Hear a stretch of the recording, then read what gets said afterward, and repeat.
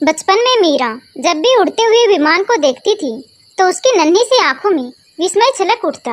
इतने छोटे से विमान में लोग कैसे बैठते होंगे, डर नहीं लगता होगा। और बड़ी होने तक विमान में बैठने का तो सपना भी कभी नहीं आया था, लेकिन जिस बात का कभी सपना भी नहीं देखा था वह बात आज सच हो गई थी। वक्त ने कुछ ऐसी करवट ली थी कि आज वह विमान में बैठकर 7 समंदर पार जा रही थी। वैसे ऐसा तो कहानियों में या फिर फिल्मों में होता है कि कोई राजकुमार आकर किसी गरीब घर की लड़की को ब्याह कर ले जाए, लेकिन यहाँ तो वास्तव में उसके जीवन में यही हुआ था। कॉलेज की पढ़ाई पूरी होते ही अंगद उसकी जिंदगी में कहीं से आ धमका था और अंगद को वह पसंद आ गई थी। सब काम इतनी शीघ्रता से हुआ था कि सोचने का कुछ मौका ही ना मिला। घर वालों की खुशी का तो ठिकाना ही नहीं था। बिना किसी लेन देन के बेटे को ऐसा घर वर मिला था। किसी भी गरीब माँ बाप को इससे ज्यादा क्या चाहिए था। एक हफ्ते में ही चट मंगनी पट ब्याह हो गया। अंगद ज्यादा रुक नहीं सकता था। शादी के दूसरे दिन ही उसे जाना पड़ा। मीरा के सब पेपर तैयार करने थे, वीजा जो लेना था। जाने में थोड़ा समय तो लगना ही था। मीरा उतने दिन सास ससुर के पास ही रही। बुजुर्ग सास ससुर दोनों ही बहुत अच्छे थे और फिर थोड़े ही दिनों में मीरा का जाना भी हो गया। आंखों में सपने संजोए मीरा आज विमान में उड़ रही थी। विमान में बैठे बैठे मीरा की आंखों ने आज पहली बार कुछ रंगीन सपने देखने शुरू किए थे। एयरपोर्ट पर अंगद उसे लेने आया था। उसके साथ उसकी एक दोस्त भी थी। अंगद ने उसकी पहचान कराई। मीरा, ये मेरी दोस्त मेरियन, और मेरियन ये है मीरा। विदेश में तो ये सब सहज है, ऐसा मीरा ने सुन रखा था, इसीलिए उसे कुछ बुरा ना लगा। हंस के उसने मेरियन से हाथ मिलाया। मेरियन मीरा का अनूठा सौंदर्य देखकर चकित हो गई थी। तीनों साथ ही घर आए। नई दुल्हन का स्वागत सत्कार तो यहाँ कौन करे। मीरा ने ऐसे ही घर में प्रवेश किया। खाना खाने के बाद अंगद ने मीरा को एक कमरा दिखाकर कहा, मीरा, आज से ये तुम्हारा कमरा। मीरा कुछ समझी नहीं। उसने अंगद की ओर देखा। मीरा की आंखों में तैरता प्रश्न अंगद समझ रहा था। अब स्पष्टता की घड़ी आ पहुंची थी। देखो मीरा, मेरियन मेरी दोस्ती नहीं बल्कि मेरी प्रेमिका भी है। हम दोनों 1 साल से साथ रहते हैं। मुझे पता है तुम्हें अच्छा नहीं लगेगा, पर क्या करूं? तुमसे शादी करना मेरी मजबूरी थी। मेरे माता पिता ने शर्त रखी थी कि अगर मैं किसी भारतीय लड़की से शादी करूंगा तभी उनकी संपत्ति मुझे मिलेगी, इसीलिए तुमसे शादी करनी पड़ी। उन्हें मेरियन के बारे में कुछ पता नहीं। वैसे तो मुझे पहले दिन ही तुम्हें ये सब बताना नहीं था, लेकिन मेरियन ने बोला था कि मुझे आज ही बोलना पड़ेगा। सॉरी, लेकिन मेरे पास और कोई चारा नहीं था। मेरियन सामने बैठकर सब सुन रही थी। थोड़ी देर मीरा कुछ बोल नहीं पाई। एक सन्नाटा सा रहा। मीरा का वैसे तो जोर जोर से चीखने का जी हो रहा था, लेकिन कौन सुनेगा यहाँ? कौन था अपना यहाँ? जिसको अपना मानकर जिसके सहारे आई थी वह तो रोने का कोई मतलब ही नहीं दिख रहा था। थोड़ी देर चुप्पी छाई रही। फिर मीरा ने धीरे से पूछा, अब मुझे क्या करना है? देखो मीरा, मैं कोई ऐसा बुरा आदमी नहीं हूँ। तुम्हें दुख पहुँचाने का मेरा कोई इरादा भी नहीं था, और मैं ये भी अच्छी तरह जानता हूँ कि इससे ज्यादा दुख की बात तुम्हारे लिए और कोई नहीं होगी। मुझे माफ करना, मेरा प्यार मेरी मजबूरी है। तुम यहाँ आराम से रह सकती हो, तुम्हें यहाँ कोई तकलीफ नहीं होगी, पर हमारे बीच पति पत्नी का कोई संबंध नहीं होगा। तुम भूल जाओ कि मैं तुम्हारा पति हूँ, और मैं भूल जाऊँगा कि तुम मेरी पत्नी हो। हम दोस्त की हैसियत से साथ साथ रहेंगे। 2 साल के बाद तुम स्वदेश वापस जाना चाहोगी तो जा सकती हो, क्योंकि मेरे माता पिता की शर्त सिर्फ 2 साल के लिए ही थी। फिर मुझे उनकी संपत्ति मिल जाएगी, और तब अगर तुम चाहो तो दूसरी शादी भी कर सकती हो। और यहाँ रहकर मुझे क्या करना होगा? तुम अपने तरीके से यहाँ रह सकती हो। जो जी में आए करो और खुश रहो। अंगद ने उदारता दिखाते हुए कहा। मीरा 2-3 मिनट मौन रही, फिर एकाएक जोरों से हंस पड़ी। अंगद भूत की तरह उसे हंसते हुए देखता रह गया। ये औरत पागल तो नहीं है, रोने के बजाय हंसती है। उसने तो सोचा था कि मेरियन की बात सुनते ही वह एक आम भारतीय नारी की तरह रोना धोना स्टार्ट करेगी, उसको भला बुरा बोलेगी, मेरियन को भी कुछ सुनाएगी। पर इसे तो मानो कुछ असर ही नहीं हुआ। अंगद से रहा ना गया। उसने पूछा, तुम्हें ये बात सुनकर दुख नहीं हुआ? हंसी क्यों आई? अरे, आपने तो मेरी प्रॉब्लम हल कर दी। अंगद, सच बात ये है कि मैं भी शादी से पहले किसी और से प्यार करती थी। ये शादी मेरी भी इच्छा के खिलाफ हुई थी। मेरे प्रेमी माधव की पढ़ाई पूरी होने में अभी 2 साल बाकी हैं, इसीलिए कैसे भी करके मुझे 2 साल तक प्रतीक्षा करनी थी। मैं उलझन में फंसी हुई थी, लेकिन तुमने तो मेरी मुश्किल आसान कर दी। थैंक्स अंगद, ये तो बहुत अच्छी बात हुई। हम दोनों एक ही नाव के यात्री निकले। क्या क्या तुम सच कहती हो? अंगद को जैसे विश्वास नहीं हुआ। न जाने क्यों उसे ये सुनना अच्छा नहीं लगा। अरे, इसमें हैरान होने की क्या बात है? अगर ऐसा नहीं होता तो पहले ही दिन पति की ऐसी बात सुनकर कौन पत्नी आंसू ना बहाएगी। चलो, हम दोनों की प्रॉब्लम सोल्व हो गई, अंगद ने कहा, लेकिन उसकी आवाज में वास्तविक खुशी नहीं थी। ये सब बातें सुनकर मेरियन बहुत खुश हो रही थी। और फिर एक ही छत के नीचे एक ही घर में पति पत्नी और वो का सिलसिला शुरू हुआ। सुबह अंगद और मेरियन दोनों ही अपनी जॉब पर चले जाते। मीरा तीनों के लिए खाना बनाती, घर के सब काम करती। थोड़े दिन सब ठीक ही चला। 1 महीने में मीरा यहाँ के तौर तरीके, रहन सहन सब सीख गई थी। एक दिन जब वे दोनों आई तब खाना तैयार था। मीरा ने आज तरह तरह का बहुत बढ़िया खाना बनाया था। अंगद को आश्चर्य हुआ। उसने पूछा, आज क्या कुछ खास बात है? हाँ अंगद, आज मैं बहुत खुश हूँ। क्यों? अरे, आज मेरा माधव भी यहाँ आ गया है और वो मुझसे यहाँ मिलने आने वाला है।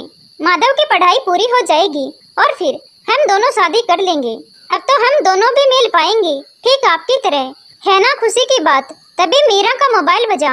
ओ माधव, सॉरी अंगद, आप दोनों खा लो, मेरा फोन तो लंबा चलेगा। खुश होती हुई मीरा अपने कमरे में चली गई। आज खाना तो बहुत अच्छा बना था, लेकिन अंगद को मजा न आया। उसका ध्यान खाने के बजाय मीरा के कमरे से आती हंसी की आवाज पर ज्यादा था।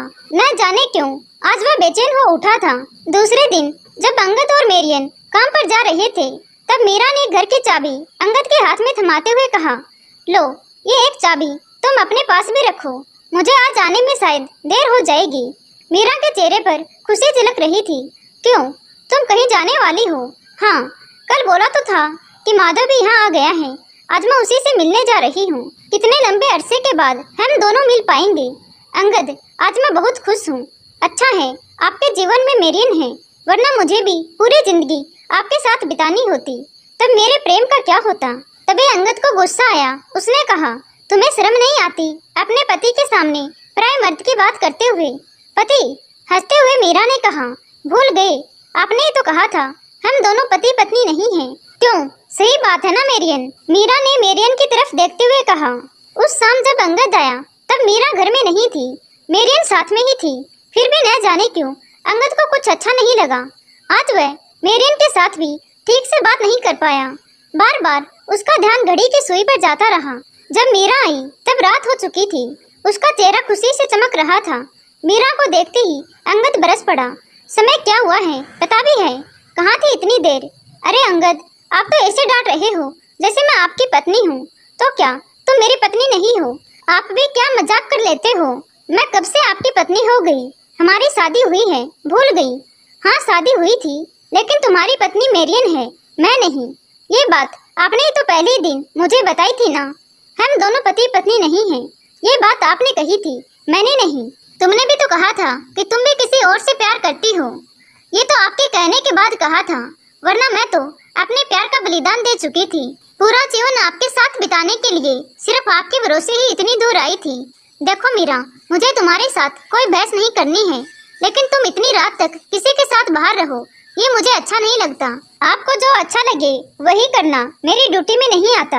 आपकी कई बातें मुझे भी पसंद नहीं आती। मैंने कभी कुछ नहीं बोला, तुम भी बोल सकती हो।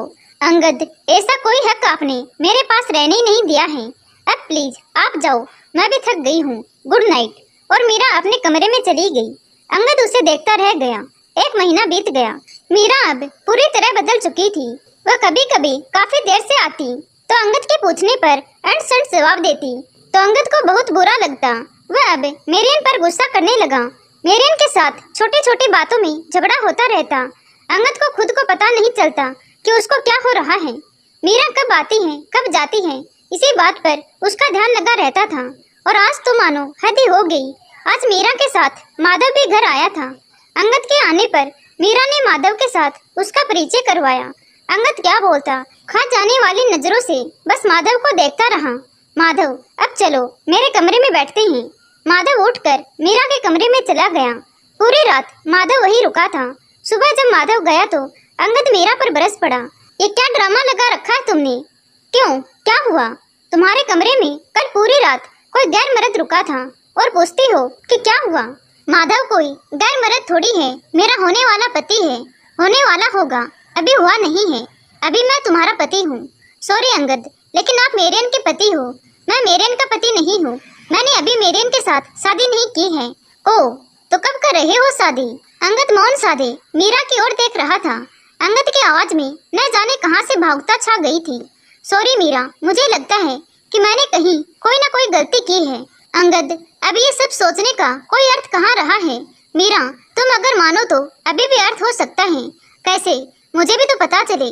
मीरा, मुझे एहसास हो गया है कि मेरियन मेरे जीवन की मंजिल नहीं है, वह मेरे जीवन की एक भूल थी। अंगद, जीवन में हर भूल ठीक नहीं हो सकती।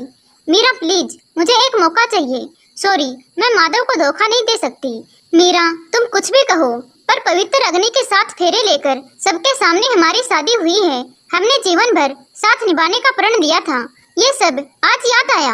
मैंने कहा ना कि वह मेरी गलती थी और मैं नहीं मानता कि कोई गलती सुधारी नहीं जा सकती है। अच्छा, कैसे सुधरेगी ये गलती?